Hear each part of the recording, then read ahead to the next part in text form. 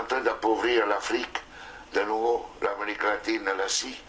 Nous sommes nous les responsables de ces millions de morts. C'est nous qui disons que tu dois avoir accès à l'eau simplement si tu la payes.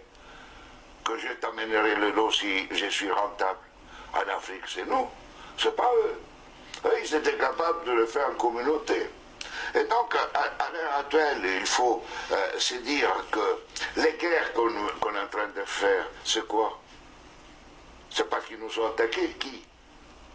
Quand Sarkozy a bombardé la Libye, aucun Libyen n'avait attaqué la France. La France n'avait pas été bombardée par personne. Et nous, et quand les Américains ont bombardé Bagdad ou l'Irak, parce que c'était l'ennemi du mal,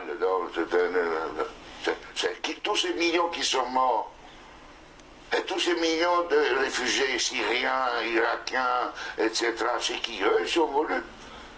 Et nous, on a le courage après de dire, je vais t'aider pour rester chez toi.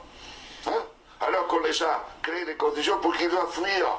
Et nous, on va dire hypocritement, cette Europe qui hypocritement donne 6 milliards à la Turquie, 2 milliards aux Libyens pour pouvoir tenir les gens qui viennent d'Afrique, où on est en train d'alimenter, nous, les guerres. Mais il faut s'arrêter de se raconter des balivernes ici. Hein?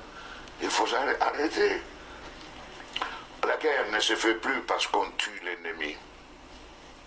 La guerre est devenue, grâce à la technologisation, elle était aussi d'avant, mais elle est devenue une activité économique la plus rentable après l'industrie pharmaceutique et l'industrie informatique. On fait la guerre parce que c'est rentable.